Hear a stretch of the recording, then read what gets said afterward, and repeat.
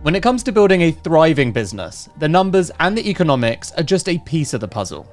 The true key to success is in understanding human psychology. That was the driving insight that led Paul Lindley to turn Ella's Kitchen into a $100 million healthy kids food brand. My philosophy around business and more about life is you need people to help you along the way, whatever you're trying to do. Paul knew real leadership means inspiring a team, giving them a compelling vision, and empowering them to relentlessly pursue that vision, even when it means taking huge risks. I'm a risk taker. I worked out that if I spent 2 years and X amount of pounds, I was confident in myself if I hadn't got there, I would go back to. In this episode, Paul reveals how he mastered psychology and company culture, got Ella's Kitchen noticed on a national scale on a shoestring budget, and hired for mindset over skill set to build a purpose-driven brand that changed the industry. You say you've got a lot of successful people on here. Now, if that success is defined by they built a business, it became a unicorn, they sold it, and they went on to do something else, that's great. If success for them was, I did something that changed the world, I did something that held my marriage together, I did something that my kids could make me feel proud of me because I did it, that's success. Paul, I'm very excited to have you here. Thank you very much. Particularly enjoying the fact that obviously you're quite well renowned for serving and pleasing toddlers everywhere. And mine is probably going to walk in at some point during our interview and fall over all the camera stuff and everything. It'll be a nice little entertainment piece for us. So until that happens, can you please give context? Who are you? Okay, great. My name is Paul Lindley. I'm best known as the founder of Ella's Kitchen, the biggest baby food company in the UK. But that was 10 years ago that I sold the business, and I've tried to use entrepreneurship outside of mainstream business since then to help kids, which was why I started Ella's Kitchen, I guess, in the first place, be smarter, stronger, kinder, but live their lives so that they have their well-being, their welfare, and their rights protected. And some of that is within business, I do, and much of it is without business, but trying to use entrepreneurship in those spaces. Did you always care about children, kids, youth, or is it a typical male path that became a father and realized I had emotions?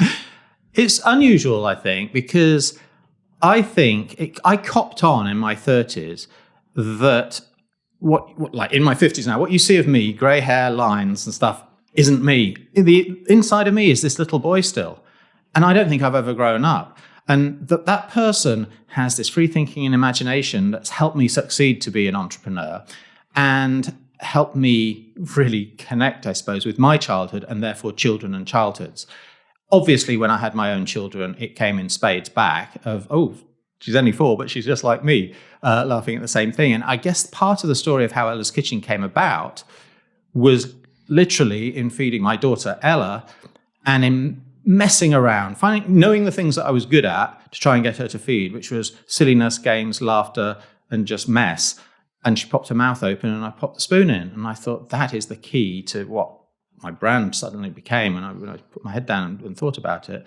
So I'm a toddler at heart, basically. So talk to me a little bit about your background. It's unusual.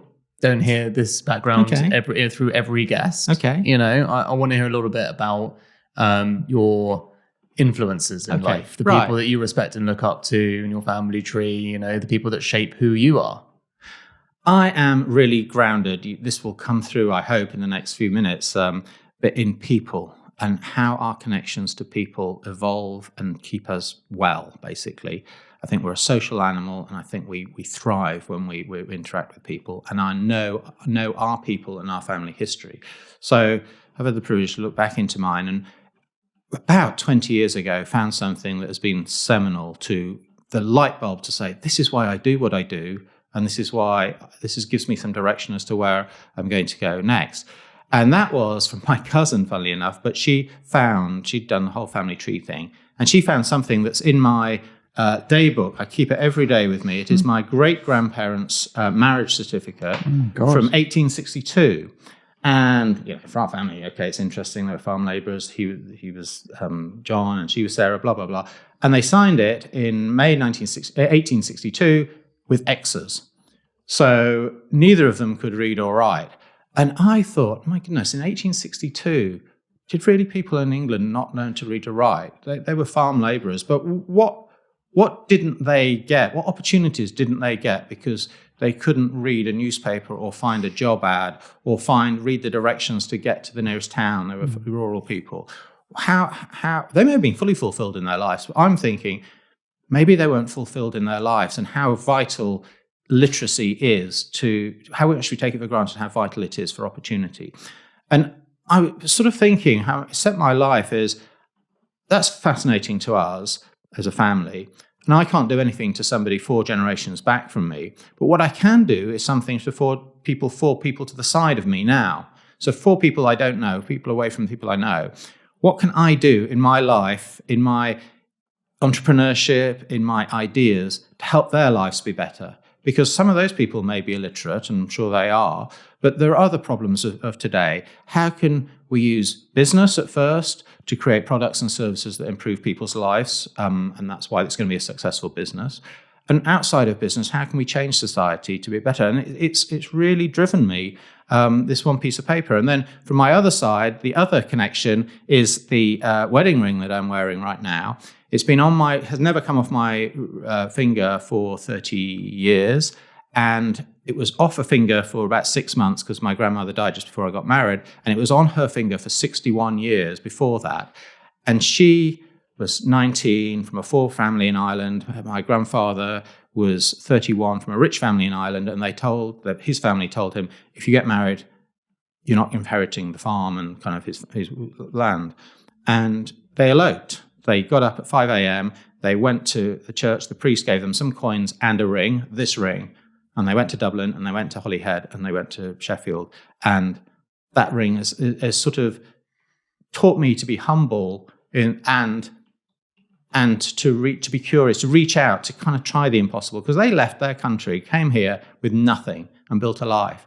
And their grandchild has created a super business that has made my children have a different trajectory than what their children had.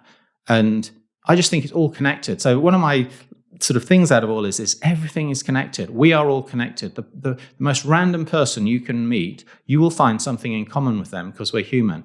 And that's we see these impossible things going on in the world now where there's protagonists and you can't see the solution. Once we find the common humanity of that common denominator, that's the place to start. And that's what I try to do when I've been building teams across my life. What have we got in common? How can I set the goals for what we've got in common? Because here's the values, here's the vision, this is what we're all trying to do. You might be doing your job over here that's this, and you might be doing your job over there that's that. But actually, they're just cogs in this big wheel that we're turning something because we're doing it together. So that's how so people really run through me. But that's my background. And, from these great-grandparents who couldn't read or write, to their children who were blue-collar, basically, and worked at the gasworks all their lives in World War I, to my father, who was white-collar but had to leave school at 16 to work because the family couldn't afford him to go on, but was a super bright person, is a super bright person. To me, that had the opportunity to go to university, to my kids that are going to come from a position of wealth. That's an incredible journey over just over 100 years before I was born. So that plays through to my philosophy around business and more about life is you need people to help you along the way, whatever you're trying to do. And the more you can get us working together for the same goal, you can achieve anything, I think. So many questions. I'm going to have to be careful and pick one and go through bit by bit. You said 10 years ago you found this. 20. And you exited Ella's Kitchen about 10 years ago, right? Yeah. So when did you start it? Start Ella's Kitchen? Yeah. About 8 years before I exited. So right. So you found this first. I was trying to get the time out. You found this. Yeah. What impact did this have then on your decision on how and why to start Ella's? What were you currently doing when you found this? Right. Yes. I went to university and first in my family to go, and I started doing cellular pathology. Because I like to be the outsider. I wanted courses that not many universities do, right? Something you could barely even say. Yeah, exactly. And don't know, this is the crucial bit, didn't really know what it entailed because within days, if not weeks, it's like, oh God, I've made a mistake here. Should I even be here? Am I an imposter and all of that? And I don't really understand what's going on and I'm going to fail at this. And, I failed fast, basically. I changed course within that first term to start again doing economics and politics, 2 subjects I'd not studied at school at all, but I knew I liked current affairs. And could pronounce. So, it was, I could spell and all the rest of it. And I thrived then at university.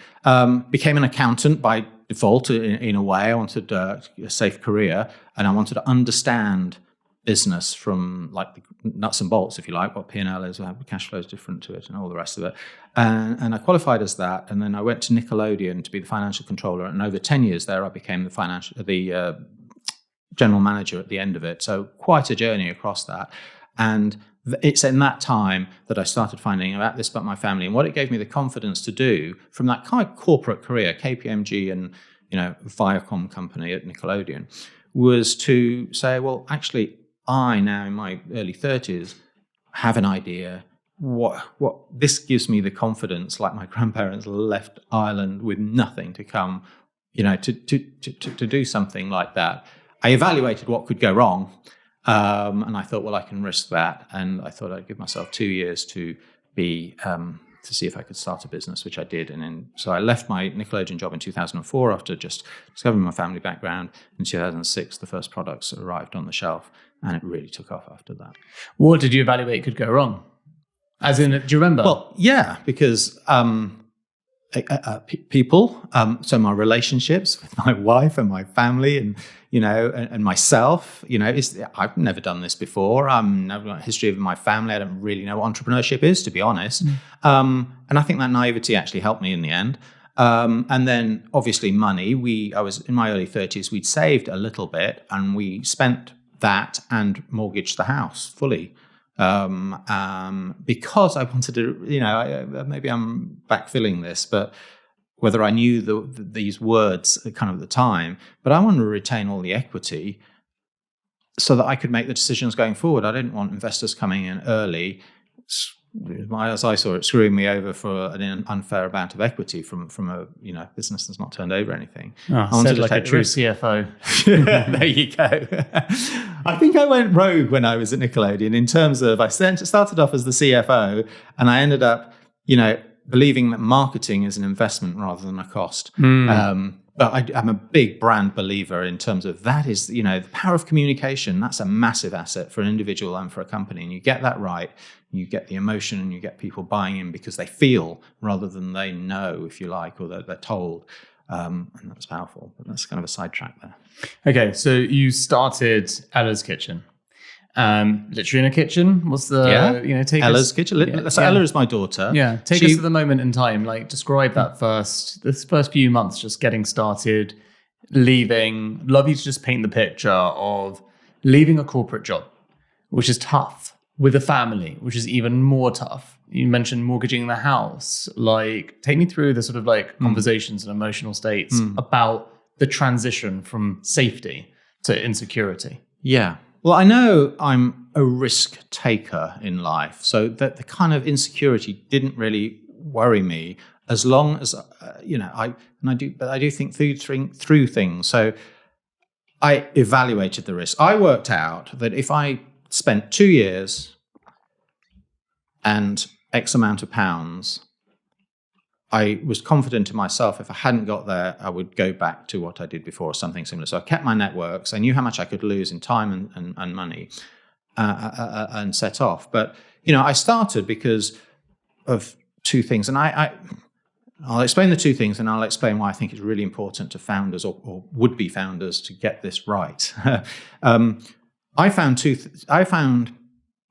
in my personal life, I had my daughter, and I was intrigued by her relationship with food. Like, why, when she was 9 months, did she love food? And when she was a year, she kind of explored new food. She didn't like any of them. And this is where I started with games and mess and stuff. And I copped on that if you make food fun, if you make food fun, then they will treat it as a game and like it. And if you can make that healthy, then they'll eat healthy food. And also it de-stresses the parent. And then in my professional life at Nickelodeon, I was seeing that our kids, each generation effectively, was getting less healthy than the one before, and television was being blamed. So I was up against children's television showing bad ads. They're not playing outside, they're watching television. What are you going to do about it? And I was thinking about that, and I thought, well, if I can do something to create a brand along all that I'd learned and become a marketeer at Ella's Kitchen, if I could fulfill this itch of I've got an idea and I've got to explore it, and I can evaluate whether risks are, but I'm prepared to take those risks. I've kind of thought about it as like a bit of an MBA I was doing for 2 years, and I'd learned as much as I would have done an MBA, and I could go back. But I was passionate about this idea of kids, this idea of health, seeing my daughter go through something that so how could I help other parents like de-stress weaning? How could I help kids have a healthier diet? And all of those things came together to say, right, I don't really know where this is going, but I'm going to give up this job that I've been doing for 10 years because I want something new. And let me explore. Let me start.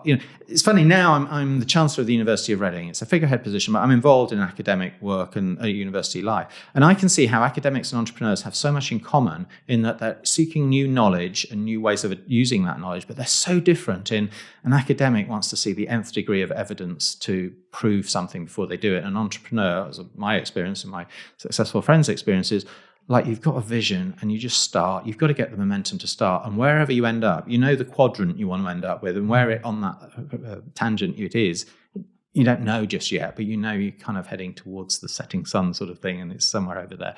And so I started, this is where I was coming back to what I think is important for would-be founders to think about, is I started with a mission and a reason why I was doing it, and it was something I was passionate about.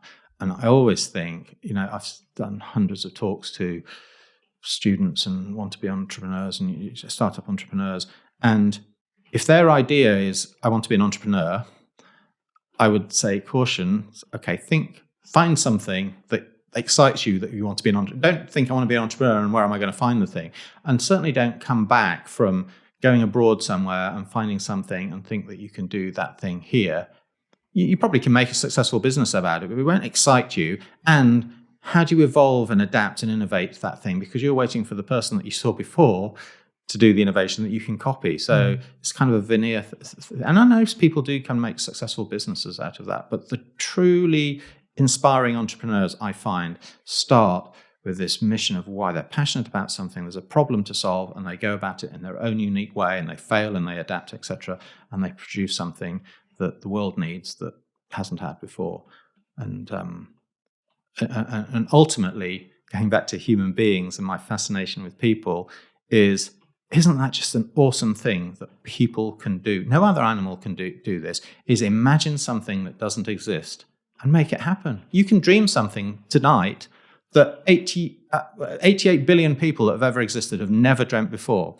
And if that thing, are you the person that can make that thing happen? Do you know the people? Can you collaborate with those people and make it happen? What are the bottlenecks? And that's kind of the world that I'm in a little bit at the moment, not necessarily through business, through society, but what are the bottlenecks and how can we solve them?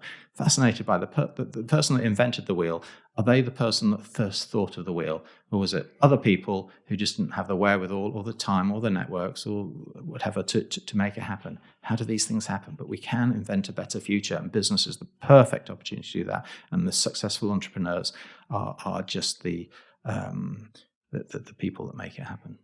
You said something just then about, isn't it amazing about humans and our ability to have imagination? I remember many years ago reading *Sapiens*. Don't know if you ever read that. Totally. Right, and there's something very similar in that, which is, the key defining characteristic and difference of Homo sapiens, which I can't remember the other type, sadly. Was it Homo erectus? Yes. Yeah. And okay. Neanderthals. Right. And both were bigger, stronger, and all of the things. So technically speaking, they had the upper hand on us. Yeah. But we thrived because we had the ability to imagine. Yep. And so we could outthink. We had these unique brains, and I just loved that. I was like, that's so interesting. And he goes into all these examples of how that actually is a key defining, instinct for survival. And the other analogy you could have with entrepreneurs is really around, evolution. The people that succeed through evolution aren't the ones that do something fastest or do something best. They're the ones that can adapt to changing environments and circumstances best. And so you've got to be fleet of foot, and you've got to sort of, there's a whole load of things when you start your businesses, everyone listening will know, is you can't control. They're just coming at you, and you've got to have the resilience and the wherewithal and the network and everything to deal with it. but that you can't control. And, and I know certainly in my first few years at Ella's Kitchen, the things that I learnt from and failed at was trying to get tied up in all the knots of things that I couldn't control. What are my competitors doing? Well, sod it. They do what they want to do. If they want to copy me, they can copy me. They're not going to know what to do next because I know what to do next. I'm not going to tell them. But, I can't control it. Worry about the things I can control and do them better. And that de-stressed me a lot. Got two challenges for things you've said, if I may. Please. Okay, so the first is your sort of reflection on entrepreneurship in general. Very, I'd say, idealistic. In an ideal world, all entrepreneurs absolutely will follow their purpose and their dreams and find the thing that they really care about and all that stuff. And I actually share my own experience. My current company, Heights, is exactly all those things, and I'm very lucky. My company, Kindling Media, where we make podcasts, I do that. I'm very lucky. I have current experiences, but I've got five companies, one failure. The one that I really cut my teeth on called Grabble, which failed, but was a high growth mobile commerce startup and did really well until it didn't. Ultimately, I didn't really care about. I started for all the wrong reasons, and all of the things that you're saying they resonate with me, and that they're all true. And I made all the mistakes because I was sort of chasing just what is a interesting problem to solve that I think is interesting and I'm excited by, but not something that I'm deeply passionate about at all. And so what happened was built a great brand and good product, but terrible business. And in the end, it failed because it was a bad business. But also, I, as a founder, was completely burnt out and miserable doing it and all of the other things. And I had created my own cage. That is a negative view of things, and that is true. However, the fact that I had that experience and I dusted myself off and I tried again and I did learn from the mistakes to find the right thing that I do love and I am passionate about, which is now in brain health and gut health, just like in general health fascinates me. That experience, that opportunity, that privilege comes from trying and failing the wrong thing. It's quite rare to have your experience. It happens. I have lots of guests on the show where it's happened. They had their one-hit wonder, that they dreamed big, they found the thing, they loved their child, they want to solve the problem with their child, they made $100 million business. It's still quite rare. So the only thing that I would challenge back to what you said is that there is a very idealistic picture. And quite often a lot of the founders and entrepreneurs that you will meet, and especially you who meet so many, might be pursuing the not that important thing. I'll ask a question back and I'll reframe what I said as maybe answer. So the question I'm going to have back is, which of those 5 businesses gave you most joy? Which of them will you reflect back, or will you reflect back in 40 years' time and think, that was the time that I was most me? And if it's the successful one or the one that makes most money, great. But I suspect for many people, but I don't know for you, it might not be. Yeah. And so it's actually what the definition? Ironically, you're like this. It's the one that's the non-profit. Okay. Well, that's non-profit community, and then maybe the fact that there's no financial goals in there is also very. So that is my it. kind of point: is how we measure success. You say you've got a lot of successful people on here. Now, if that success is defined by they built a business, it became a unicorn, they sold it, and they went on to do something else, that's great. If success for them was, I did something that changed the world, I did something that held my marriage together, I did something that my kids could make me feel proud of me because I did it, or my parents, that's success. 100%. So, if we look forward and say, how can business change the world? How can entrepreneurs change the world? I take a question back saying, what are you trying to change? What's the success? What's the metric of success that we're trying to measure against that change? And I don't think it's maximizing profits, maximizing exit values, maximizing countries' GDP, because we all know that GDP, we sell more cigarettes. Brilliant. GDP is going to go up because we have to sell not only the cigarettes, but we can sell all the vapes, and then we can sell all the drugs that are going to have to, and GDP has gone up. Now, it's such a blunt sort of guide to we're doing well, but there's so many other things that we don't measure. And, if I got the opportunity, I'd love to share how within Ella's Kitchen, super successful businesses from a financial point of view, it made profits every single year of its existence. It doubled its turnover for the first 7 years before I sold it, from 1 million the first year to 60 X million in the year that we exited. And so Ellis's Kitchen is successful from a financial point of view, but the way we did it wasn't at the expense of being successful in other ways. I am so proud. The most proud I think I am of what Ellis Kitchen has become is it's a B corporation. So it stands for something. It is standing and to be measured against something and to be counted against something. It's values that I, at the back of my mind, like passively put in, then a few years in actively said, okay, this is like what our purpose is and this is how I want all our staff to behave and this is who we are. You know, we motivated people on those behaviors and those values and that mission beyond just the financial performance. So if people had lived our values, yet we didn't hit our financial targets, there would still have been a bonus and recognition. And sort of the development of other human beings, the development of our team as people, to find their passions, to help them deliver their careers and their lives, we invested in, and they stayed longer, and they thought about stuff when they were walking the dog or having a shower, and it helped. So the other thing that I would reframe, I think, around this idealistic way of ideal entrepreneurship is around reframing purpose to values. I think, if you can, hold your head up high if you operate your business, however successful or not it is, as the things that you believe in, especially when people aren't looking. So you're not tempted to get away with cutting some cost or not paying somebody or substituting something, not telling anyone, if you can get away with it, because that's not who you are. Before we get on to Ellis Kitchen, the other thing that you said. Oh, yeah. Academia, a lot of, Chancellor of Reading, a lot of similarities with entrepreneurship. I was surprised to hear you say that because a very commonly cited thing is how our education system, university downwards, rewards perfection, ultimately. And entrepreneurship is all about failing fast, which you also referred to earlier. How do those two things actually coexist in reality from someone who literally is sitting in the Chancellor's seat and working with entrepreneurs? I think universities have got to fundamentally adapt in the next generation to provide the skills for business and for that society needs that non-university payers who effectively pay tax for the privilege of people to go to university give back to society. So I don't think it's fit for purpose at the moment, if I'm absolutely honest.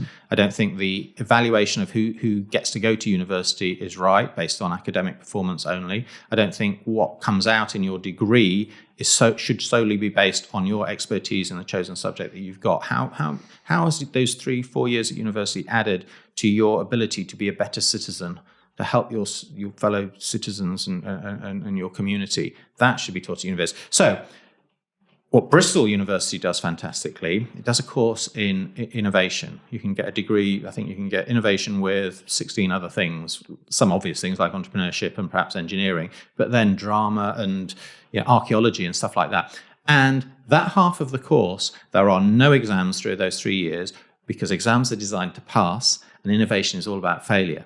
So there's a whole load of workshops and you get people like me or other entrepreneurs coming in and kind of helping them through their workshops and evaluating stuff. But at the end of the day, it flips that thing to say you get best innovation when you fail and what you do with that failure and how you learn to do that failure.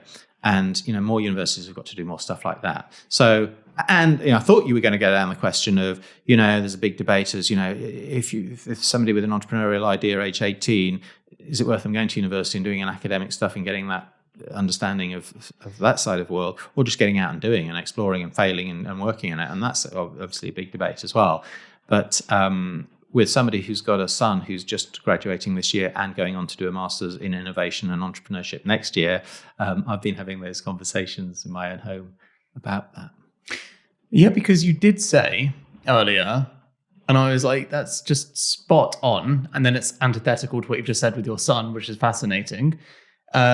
You left Nickelodeon and could have messed around in an MBA, or we didn't say mess around, but that's an interpretation of most MBAs. But you could have done that, or you could have just gone straight into business. And in society, we judge the reputation of an MBA is a great investment for your future, and going into entrepreneurship is a risk.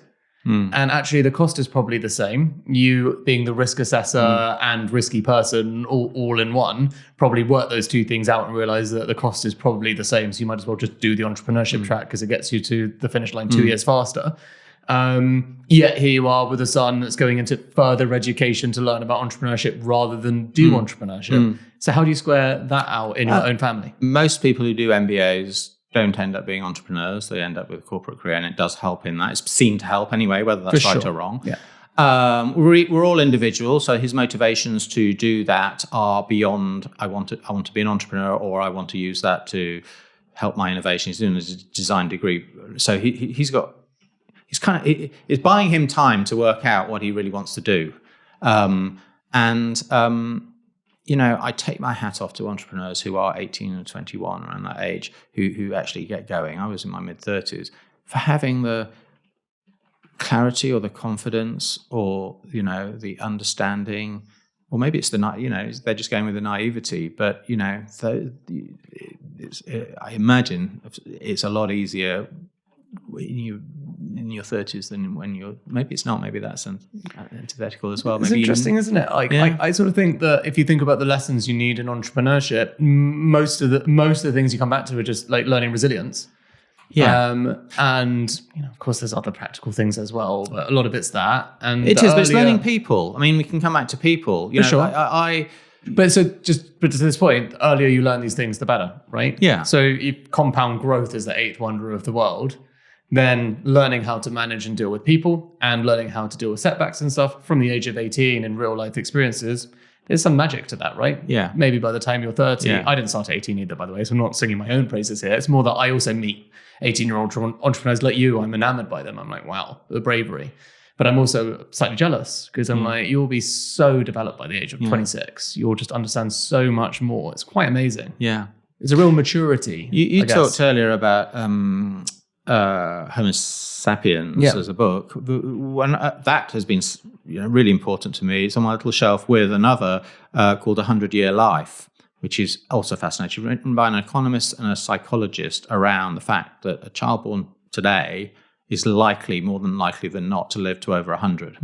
But our society is not set up in any which way to cope with that from all sorts of angles. And the outcome of that in this book is that although in the 20th century we had childhood, adolescence, teenagers, I guess, adults and retired people as four kind of separate things. They see in this next century, as we should have had already, that there's this gap between sort of 18 and 30, if you like, that sort of after education piece where people explore a lot more about what their purpose is or what they're good at or get wider skills or see the world or meet more people before they knuckle down to what their career becomes, because their career is likely to have to go into their 70s or whatever. So, and that's a massive opportunity for an individual, but humankind, I think, that we can explore. Now, how that's funded and paid for, and it's likely two people are going to have to live to, relationships really count, like personal relationships count then. That's a fascinating thing of how our society might evolve. And there might be a lot more exploration of entrepreneurial type stuff, whether that's physically setting up a business or wondering, being curious about the world and kind of trying to change it or trying to do new stuff. And so that remains to be seen. And I hope, going back to the university point, I hope universities can create the confidence in young people to not just go out and join the rat race. When I do my speeches at graduations, I say my only advice to you is to be you. Find you. You're great now. Don't let somebody make you conform just to conformity's sake. Find you. Explore. Continue to explore, as Mark Twain quote I often use. To summarize, life is a journey. Go travel. And, just going back to then Ella's kitchen, you traveled into a kitchen. You mortgaged your house. Mm-hmm. So take me through the funding journey. Yeah. No funding journey, funders at some point, like how did it work? And also, can I just say, as someone who runs a physical product company with supply chains and vertical integration and stuff is insanely amazing that you got profitable in your first year. That's incredible. Yeah. Probably more like than by design, but I was an accountant, so I did know sort of. My business partner's an accountant, so maybe he's just not at PwC though. So maybe he was at the wrong one. Well, so exactly, I have to blame him for we're profitable now, but we certainly weren't in our first year. Well, there's a few things in that.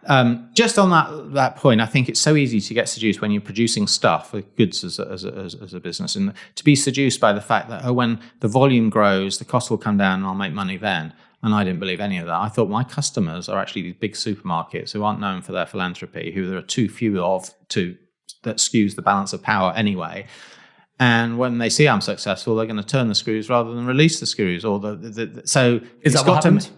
Yeah, really. And the economies of scale that you think, some things do come about, but then there's other costs you haven't even thought about that come in. A system upgrade, you didn't thought about a blooming system or a pension scheme, all these things you don't think about that add other layers of cost. But so for me, the gross margin had to work from day one.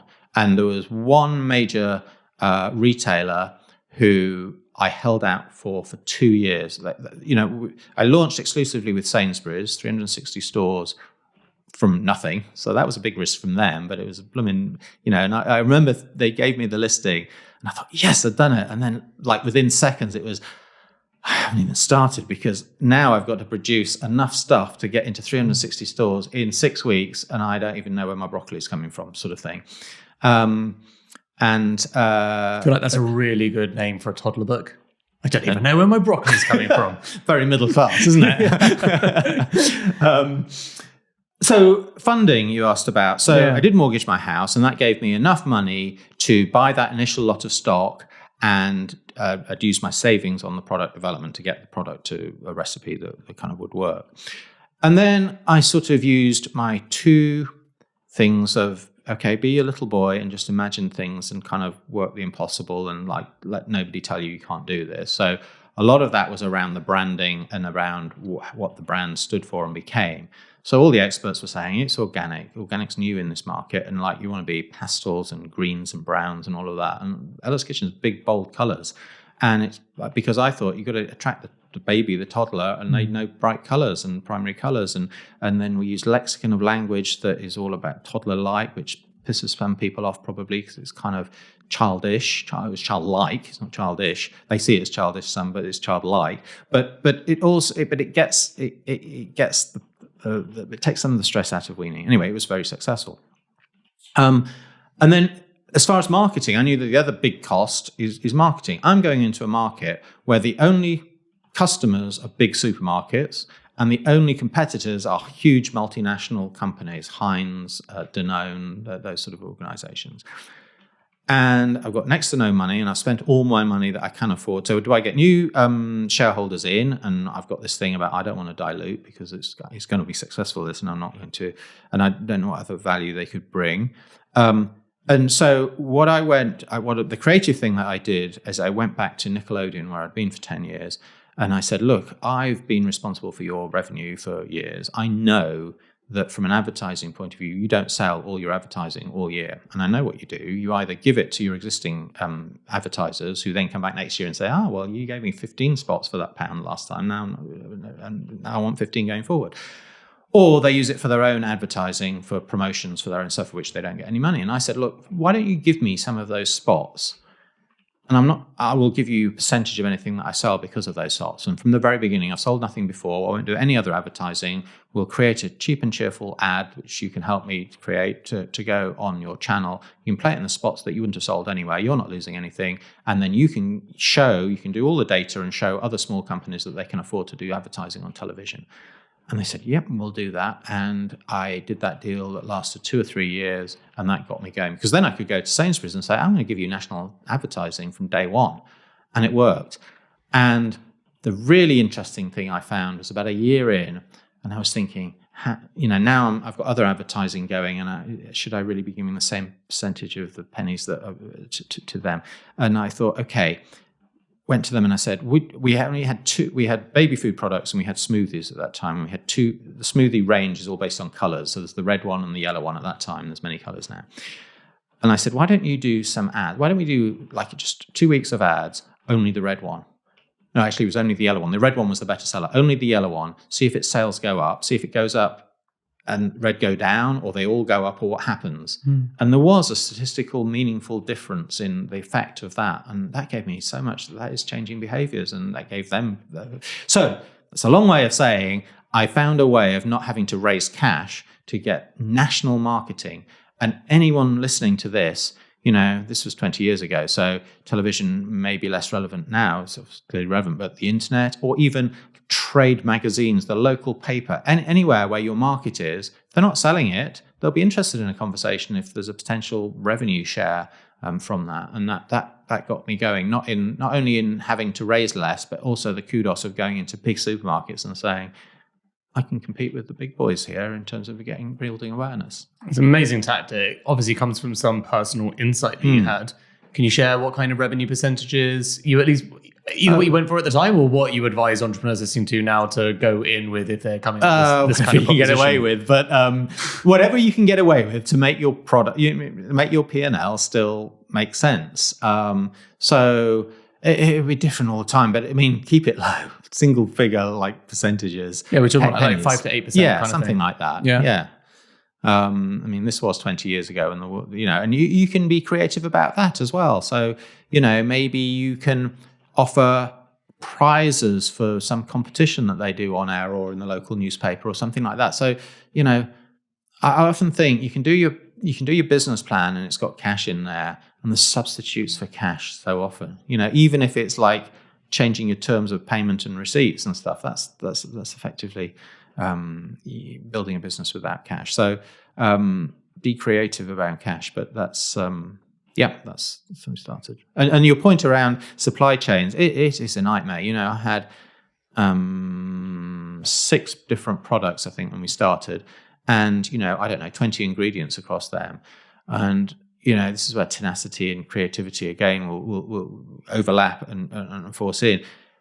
I'd just taken in within the first year, Tesco wanted us, and I sort of my reluctance to go with them was that they were so big, I wasn't sure that I could fulfill a first order. And some people say, well, just bluff it and then work out the problem later. I was like, I'll bluff it to an extent, but I don't want my reputation's on the line here. So I worked out that I could do it, and then there was some shortage of broccoli again in the country, and one of the products had broccoli. And there was a bad winter, and the way it all works kind of professionally is you pre-buy and you kind of, and it's already pureed from our point of view. And I remember thinking, well, it's hopeless and I've just let Tesco down and I'm never going to get into them again and blah, blah, blah. And then I sort of man up and just think about this a little bit. And then ended up getting surplus broccoli from a farmer in England, taking it to Wales to puree it, taking it to Scotland and freeze it, taking it up to Scotland where our factory was to put it into the pea, broccoli and pear product, and then Tesco knew no different. But, I got a few more grey hairs from doing that. But I worked out a way of doing it, basically. So you got to a tour of the UK, which is nice. Yeah, brilliant. Yeah, you should have seen your grandparents in Ireland, the only one you skipped. Next time. So going from this sort of a very tenacious hustle in the first year to $100 million exit, $100 million business anyway, we can come to the exit. Feels to me like the theme with you in what gets you there as a company is, and you've already mentioned it, people. Yeah. So how do you actually find the right people? This is not about managing the people, we can come to that, but really identifying talent is this je ne sais quoi, this magical gold dust that every leader wishes that they could find, but you seem to have a knack for it. So what are the tricks? We made mistakes, but we'll come to them. So if you're talking about really early stage stuff, you're doing everything, right? And at some point you want to work out, I think, you don't want to be doing everything, and you want to be doing the things you're good at, recognizing the things that you're not going to do. Yes, you don't want to do the stuff that you're rubbish at and get people in to do to them who probably have a very different mindset. So I'm rubbish at project plans and working out, does you do A first or B first or C, and can you do C before you've done B and all of that. And, it's like magic for people who do it. And so the first person I got was somebody in to do that. And like skill-wise, we were totally different. Like, you didn't speak the same language sort of thing, but together with the common vision and knew what we were doing, it worked. Then when you're a little bit, so get people in who do stuff well that you don't do well, recognize what you don't do well. You're not great at everything. None of us are. And then when you grow a little bit, you start employing people. I guess the two pieces of advice I have is through, this evolved. Now I can speak as a sage saying it works, but, I wasn't thinking about this at the beginning. Employ on mindset, not skill set. Absolutely. Especially if you're a smallish team, if you're like less than 100 people, 50 odd people, 30 people, one wrong person's mindset is not 1 out of 30 people. The impact is much bigger than that. So work out your recruitment process based on the mindset of that. Obviously, there's a bar for skill set, and you can't employ a non-accountant or accountant draw and that sort of thing. But once you've got a pool of finalists for your process, just really concentrate on the mindset and do it from many perspectives. So we always had. I'm 10 years out of this now, but I know the people that still are involved there and run it, and they're brilliant, and they still continue to do much of this stuff. But get the 360 interview process, so the people are involved in recruiting their boss.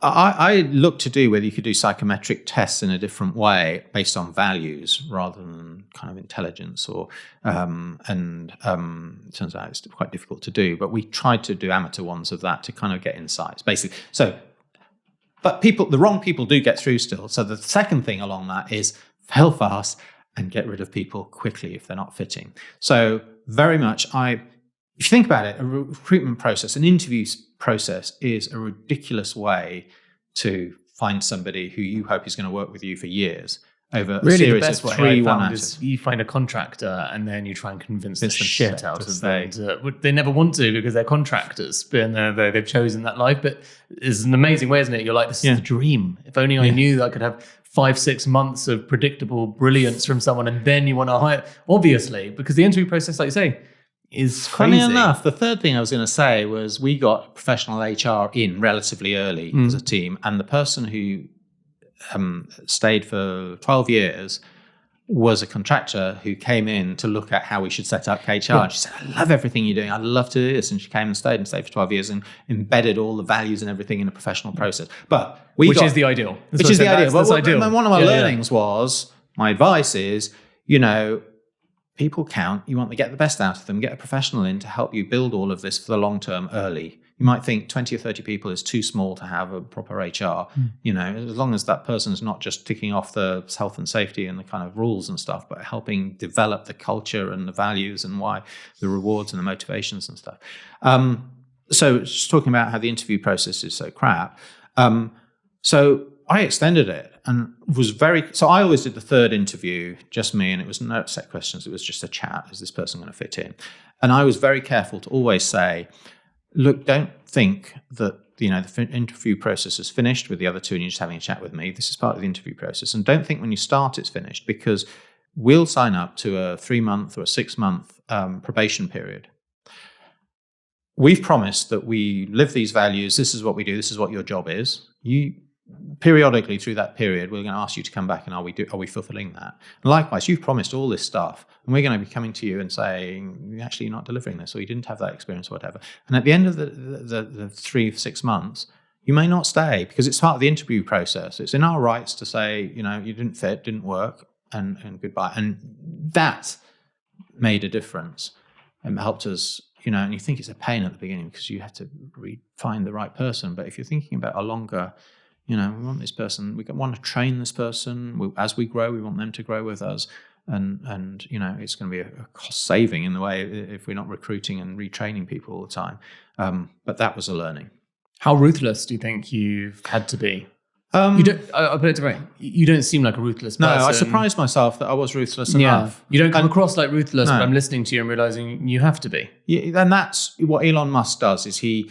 His mission is to tell the truth, and many of us will think, well, he hasn't got a mission. Like, it doesn't really fit. But if his truth is uncomfortable and weird, then it's still his truth and he's delivering it, and that's kind of a good thing.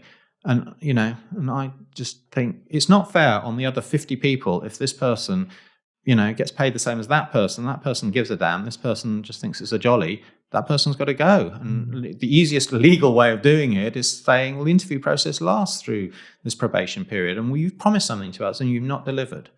And so it's all upfront, and there's multiple opportunities to put it right. If they're saying to us, you're not giving me the opportunity to shine, well, that's on us then at that period.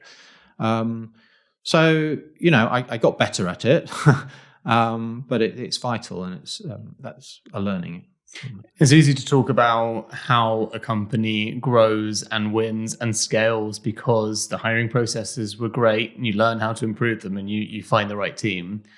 But what have you learned from the ones that have failed? Like, have you had any experiences with hiring just going really wrong? Yeah. Bad people experiences? Obviously, anonymize the people, but please share the experiences because that's really valuable for us.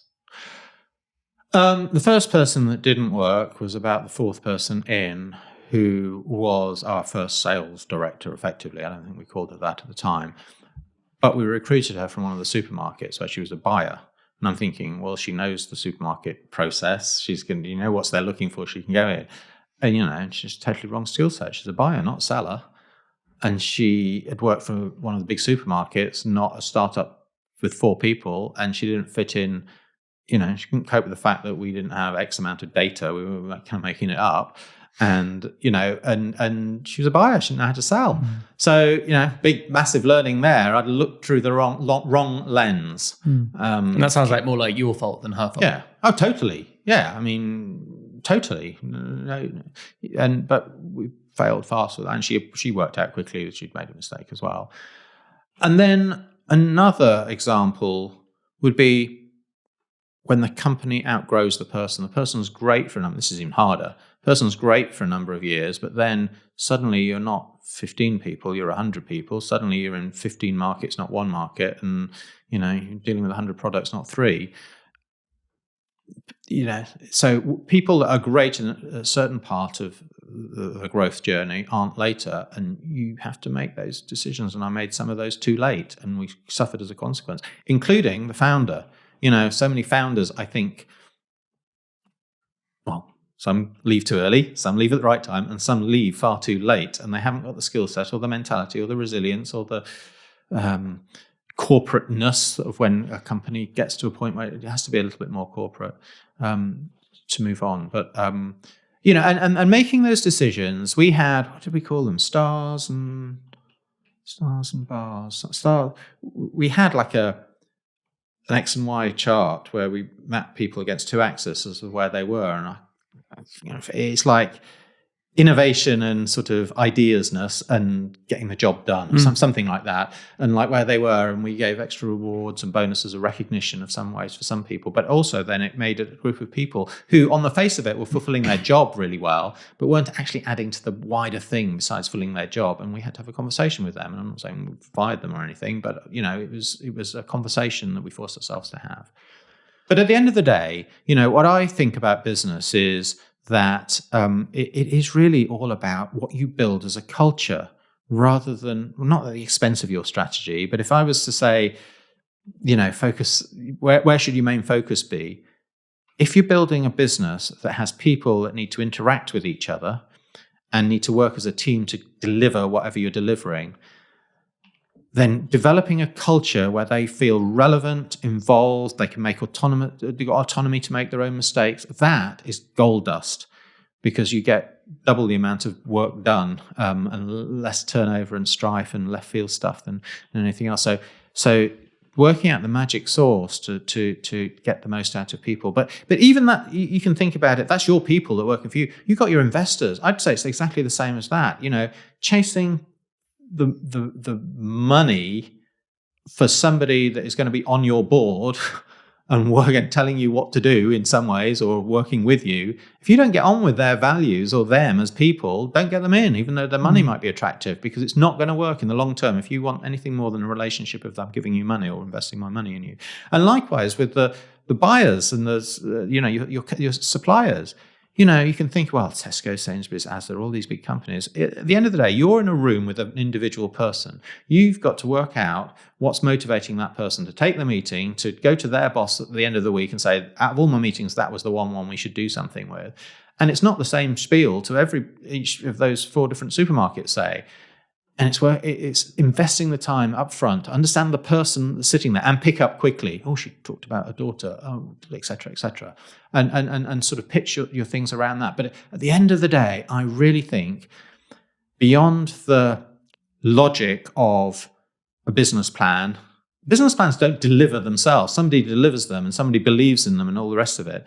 And it's the mindset of the relationships that can be built and understanding the motivations within those relationships where I think I added most value as an accountant and as a marketeer. Actually, it was my people skills that I think, and recognizing people when they've done well and not done well and doing something about both, even if it's just a thank you. The CEO said thank you to the person that started 3 weeks ago, remembered my name and knew what my dog's name was.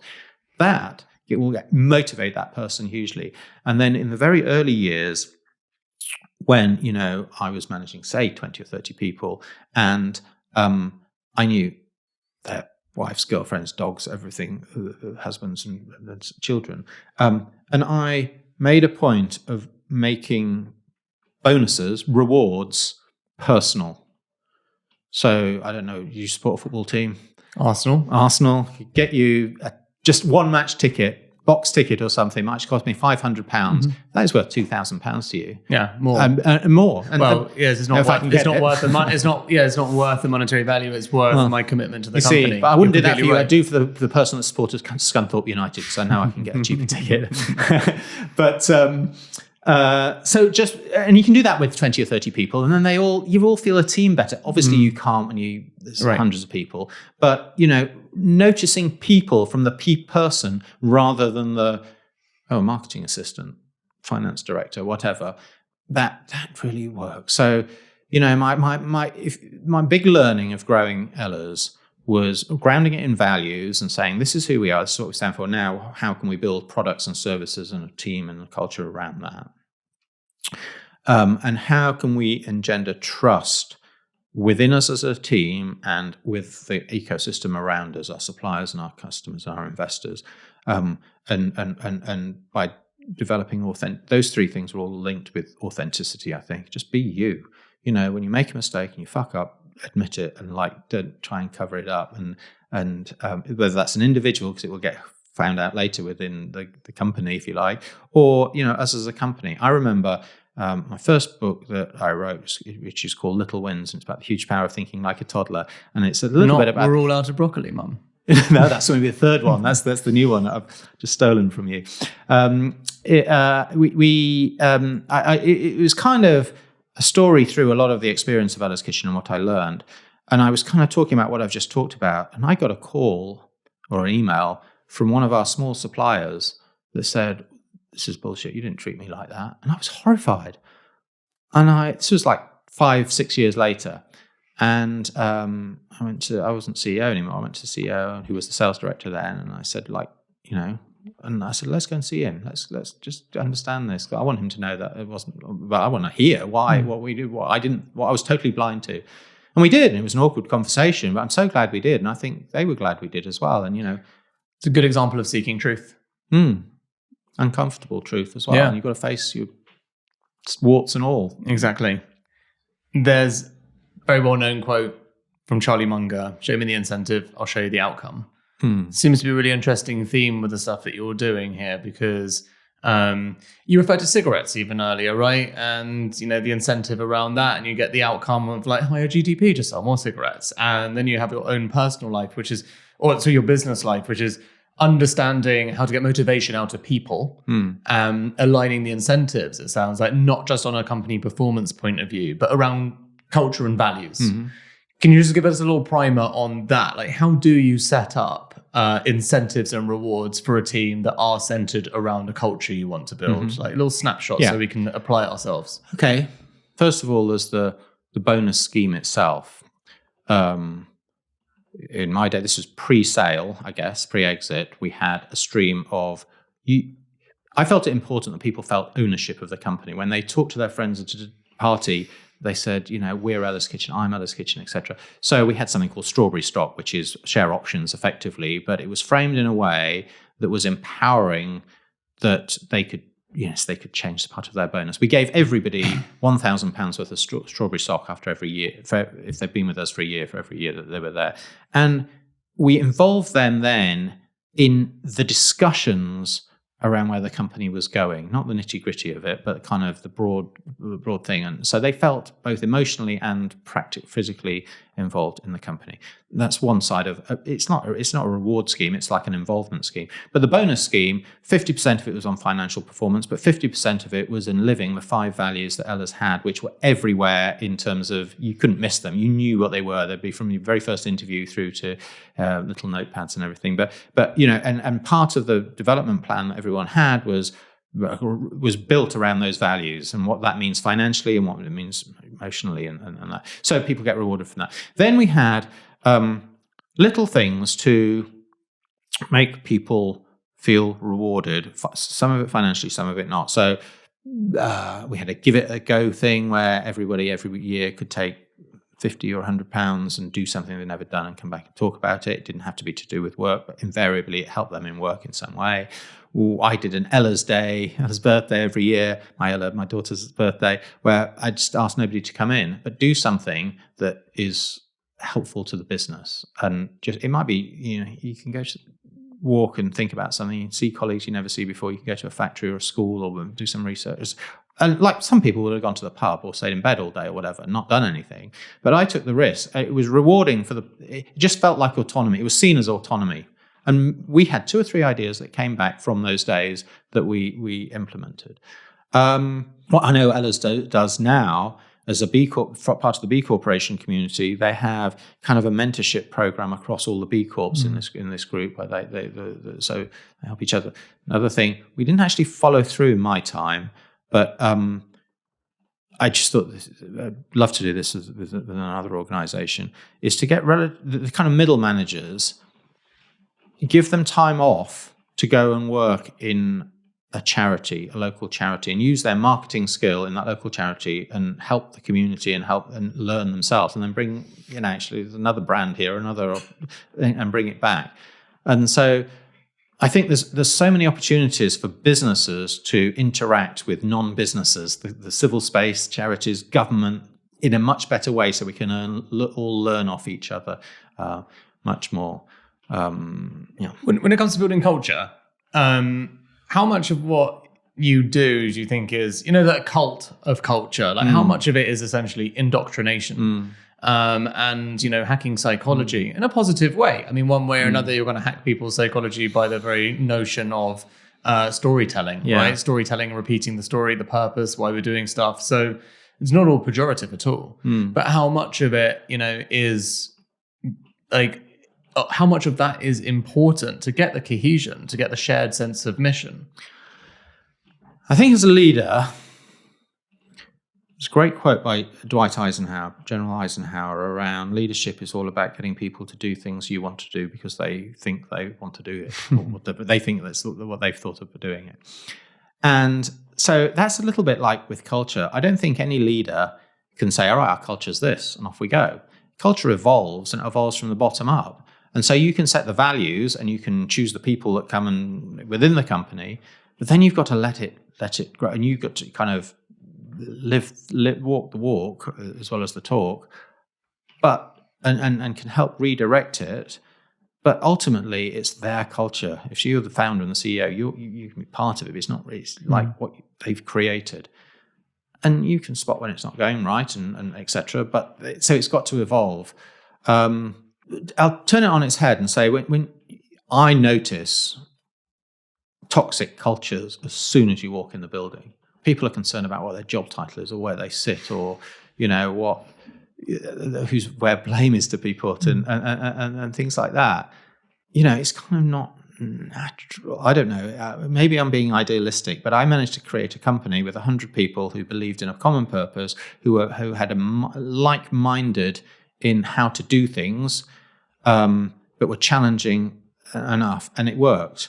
And it was the small things of noticing people rather than the big things of saying, this is our business plan for the year. I was much in the mindset of, let's set a business plan that we're never going to achieve.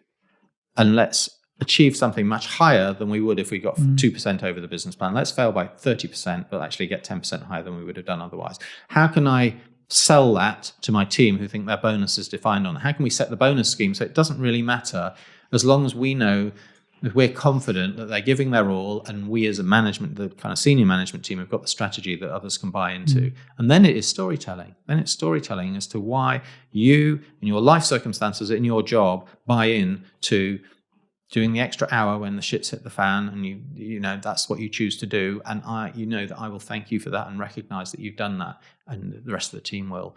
So, you know, I see with it, we may come on to exit, but you see with so many exits, they are orchestrated, or at best heavily relied upon the advisors and the bankers as to who to go with and now. And often they don't deliver the value that they've promised. And that is down to the fact of a change of culture and a change of direction, a change of trust and authenticity within the assets are the same. It's not delivered, and it's not delivered because of that, this underthought through thing of, you know, so I'd like a psychologist in the room as much as a banker to make sure that if I care about what happens to the business going forward. Did you take investment in the journey then? Did you find investors? I took 4 individuals who between them had 20-something%, and each of whom had experience or network that I didn't have. Right. And how valuable were they on reflection in the journey? Do you advise it to other entrepreneurs? It depends on the individuals, I think, and the individual entrepreneur. I got the right amount of support from them, active that they were giving me, and passive they didn't know they were giving me, but because they were there, I felt more comfortable, whatever.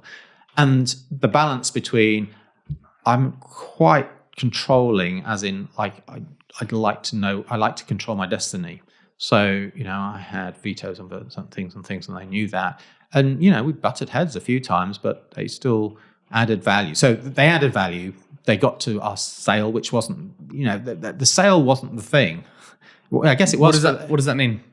I didn't start a business to build a business to sell it, to make money. I built a business to mortgage your house and give stress to your family. Exactly. Yeah, exactly. Like any responsible father. Well, I'm not saying that they're different. There's different sides of the scale. I think you achieve the biggest financial performance when you don't concentrate on the financial performance. It's a consequence of the things you are concentrating on, rather than the other way around. And I'm an accountant, and I come from a background that isn't of wealth, and so all that was important. But I didn't sell at the time because I wanted to count my bank balance. I sold because I thought it was the best route for the best future for the company. And I thought I'm not the person to lead that going forward. So that there's the 2 things that were going on. I didn't have the skill set to, you know, 150 or 200 or 700 million company. Is it public how much you sold for the company? It is, I think. It was $105 million, something like that. Okay. So what do you do as a person who's not grown up with wealth, has put a lot on the line at that point, and now has more money than they ever really understand what to do with? Well, that's probably quite condescending to an accountant. I'm sure you knew exactly what to do with it. But in reality, you've got this new psychology and identity to deal with. Yeah. Was that a weird transition for you? I mean, if you think about it, you're doing 2 jobs. You're running your business and you're trying to sell a business, which is a full-time job in itself. And suddenly you're doing neither. And, you know, at one point you're in the papers all the time and everyone wants you to be interviewed on television, and suddenly you're not.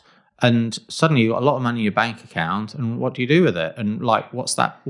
It comes back to purpose again. I'm obsessed by purpose, but like, what's the purpose of money really? I mean, it doesn't really exist, does it? It's about trust. It's about the fact that your £10 is going to be honoured as £10. I have never wanted to be defined by money or my money, or help money define me. And I therefore think I ploughed in far too quickly to keeping busy and making sure that the next thing for me, which I didn't know what it was was at my fingertips. I kept networks and I said yes to far too many things, and I got too busy too quickly.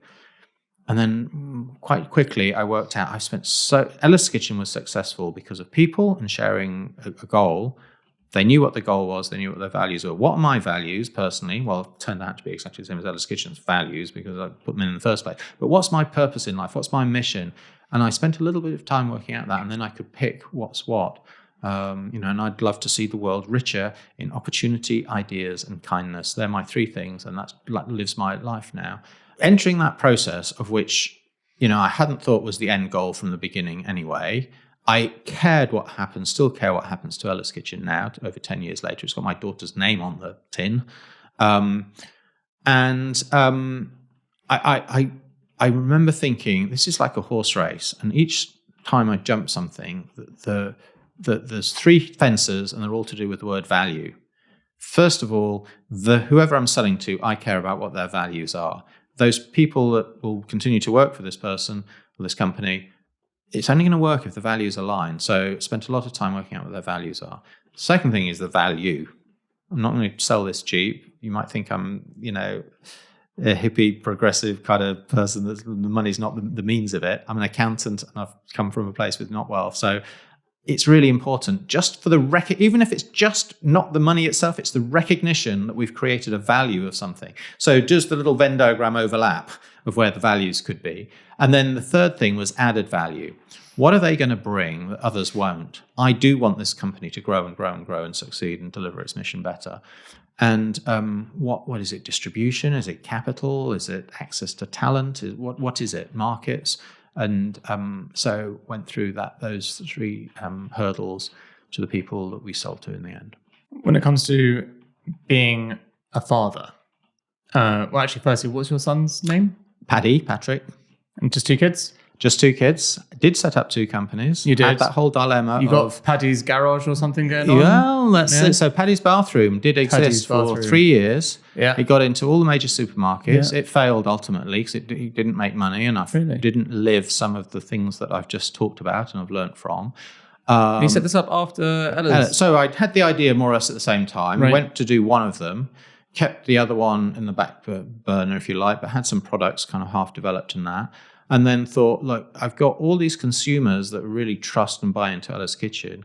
Let's create bathroom products for them that are all the things that Ella's are. It can be getting clean is as much fun as it was to get dirty. Kids should get dirty and play, but there's no parabens, SLS, there's all these chemicals and things in these products. They're fun flavors, it's bright packaging, kids will want it to be available. And set off, and the supermarkets bought into it, and we got a 2 million turnover, something like that, but I just couldn't find a way of making money. I had to make the hard decision of, okay, I can make more difference to the world doing something else. How did Paddy take it? Like a man. Like the 12-year-old he was or something at the time. Yeah. Like, don't give a shit, Dad. Yeah. I'm actually really busy he's the playing guy that's Xbox. gone on to now want to do innovation and entrepreneurship. Yeah, good. Something And Ella? rubbed off him. Ella works with mental health with young people. She's left university now. She's doing her career, and she worked for CAMS, and she's worked she does therapy with kids that are not in school. It must be quite weird growing up sort of vicariously famous. Yes, she says. Well, remember she's saying it to me when she was about 13. It was all kind of awkward. She says, it's really cool, but it's really awkward. But she's very proud of it, and. Understanding quite a lot of your influence comes from toddlers, kids, your experience, etc. What is your message to the audience, whether they are parents or not, about how to build a brighter business for a brighter future for our children, how to raise better leaders? I would say the two attributes, human attributes that I think are most important for building a business, and they're common across all cultures, is curiosity and bravery. Curiosity to ask why, which is what toddlers do all the time. In fact, an even better question is to ask why not. My political hero is Robert Kennedy from the 1960s. When he stood for president, he quoted something that George Bernard Shaw wrote 100 years before, but constantly he quoted this, and it was, some people dream things as they are and ask why. I dream things that never were and ask why not. That's me. That's why I started my company. Why isn't there baby food that is both healthy and fun?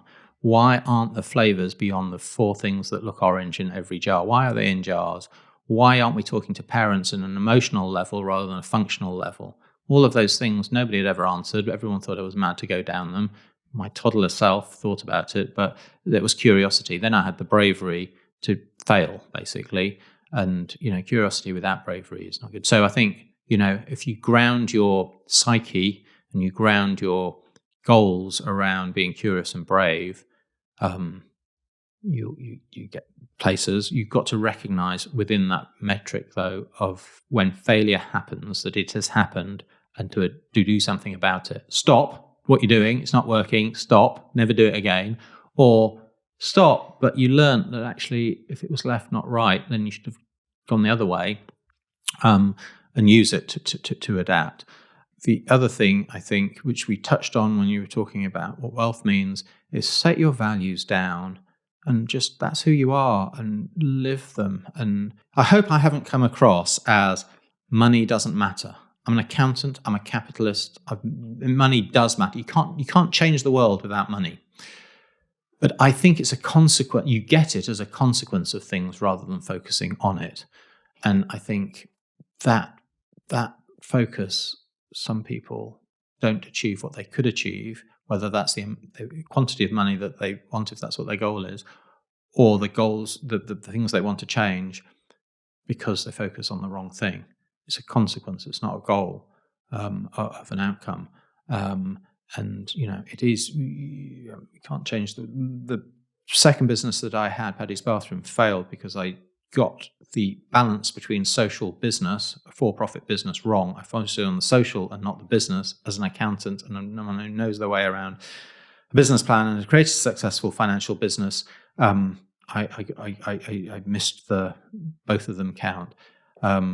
So, do a business plan, half the revenues, double the cost, double the amount of time it will take people to pay you. If it still looks like it's not an absolute disaster, then find the people to be able to deliver it, motivate them in the right way. Whole of life, anything to do with business is not really around the economics. It's around the psychology of understanding behavior and how to affect behavior change.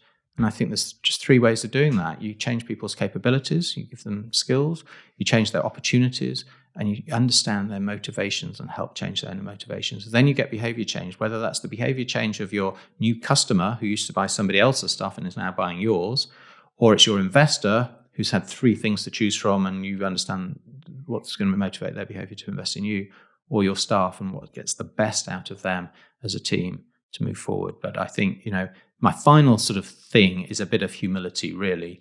You've seen more entrepreneurs than I will have done, and I don't know if you see this come through, but the best ones, the ones that have the best story and the most learnings from, are humble, because they appreciate that although they had some spark, it took others to ignite that spark and build the fire. And people we have never met, some person who's paid tax and is living in poverty, helped pay for the road and the police and the fire engines that got my stuff from my factory to the shop that I sold it from. That's just luck that I've been born in a country that has been set up, that somebody who I'll never meet, who is less well off than me and who had no idea that their contribution has helped me. And that's why I think when successful entrepreneurs exit, there is a responsibility. Responsibility is the wrong word. I think the successful ones will feel an innate reason to use what they've learned and their experience rather than just go off and play golf and smoke cocaine. And I think a nice lesson that I've learned from listening to you is it is important what you do, but it's not so important what you do. It's most important who you do it with. You're going to spend every day with those people. So if you can enjoy that, that's your environment. If you can bring them up and you go on that journey together and you're doing it with them, you'll get the financial return. It becomes an obvious outcome because you collectively have created something that you've enjoyed doing. Yep. Connectedness is so underrated, I think. We hadn't met before today, and, we've explored all sorts of things that set my mind buzzing about you as a person, but also the knowledge that you've shared. And anybody listening or watching this, I hope they see 2 people talking and sharing, and hopefully it sparks conversations and ideas that can be fed back somehow to us. But I think the world works with putting humanity at the heart of business, I think, and society. We've missed it. We've lost it along the way. We've been seduced by interim things or consequences of other things. And that's my learning. And that's what I hope I can spend another decade or two helping the world get better at. And I hope that people who've enjoyed the interview and all of Paul's insights get the new book, presumably Amazon and smaller booksellers, etc. Everywhere you can buy a book, you can buy it. Fantastic. Wonderful. Thank you so much, Paul. Excellent. Thank you.